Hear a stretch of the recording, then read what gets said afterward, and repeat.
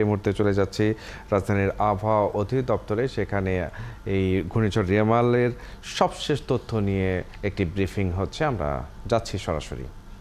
তবে এখনও তার শক্তিমাত্রা অটুট রয়েছে।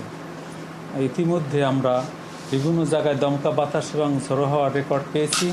সর্বোচ্চ বাতাসের গতিবেগ ছিল 102 কিলোমিটার, যা পটুয়াখালীতে রেকর্ড করা হয়েছে রাত 11:30 থেকে 12টার মধ্যে। তাছাড়া খেপুপাড়াতে 91 কিলোমিটারের একটি দমকা বাতাস বা ঝোড়ো হাওয়া রেকর্ড করা হয়েছে। তাছাড়া মংলাতে প্রায় 80 কিলোমিটার গতিবেগের একটি বাতাস রেকর্ড করা হয়েছে। খুলনার কয়রাতে 83 কিলোমিটার গতিবেগের একটি বাতাস রেকর্ড করা হয়েছে। সুতরাং অতি প্রবল ঘূর্ণিঝড়ের বাতাসের গতিবেগ থাকে 89 থেকে 120 কিলোমিটারের মধ্যে।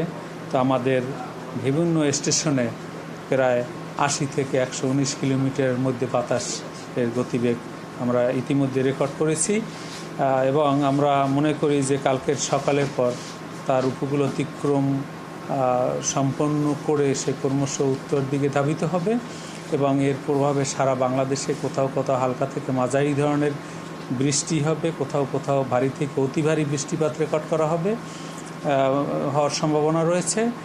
তাছাড়া এর সাথে থাকবে দমকা বাতাস এবং ঝোড়ো হাওয়া এবং ক্রমশ এটি বৃষ্টিপাত ঝরিয়ে আগামীকাল সকাল 10টার পর